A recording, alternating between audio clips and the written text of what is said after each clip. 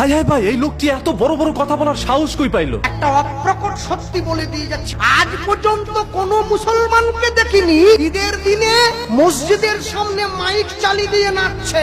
আজ পর্যন্ত কোন খ্রিস্টানকে দেখিনি যীশু খ্রিস্টের জন্মদিনে মুরগি কেটে পুকুরের কোনায় বসে খাচ্ছে। কালী পূজার বিসর্জনের দিন হিন্দুকে দেখেছি মাকে টলিতে তুলে দিয়ে মদ খেয়ে নাচতে নাচতে যাচ্ছে, বলে আসছে বছর নাকি আবার হবে। ভাই তাড়াতাড়ি এই ভিডিওটি শেয়ার করে রাখেন যাতে করে সকল মানুষের কাছে এই বার্তাগুলো পৌঁছে যায়। আমার বাড়ির পাশে একটু দূরে একটা মসজিদ আছে, আমি ভালো করে ঘড়ি ধরে মিলিয়েছি, সেটা দিনে 5 বার নামাজ পড়ে মুসলমান। ভোর 5টায়, দুপুর 12টায়, বিকেল 3:30টায়, বিকেল 5টায়, সন্ধ্যে 7টায়। একদিন, দুদিন, 3 দিন, 1 সপ্তাহ মিলিয়েছি, নামাজের সময়টা 1 মিনিট এদিক ওদিক হয়।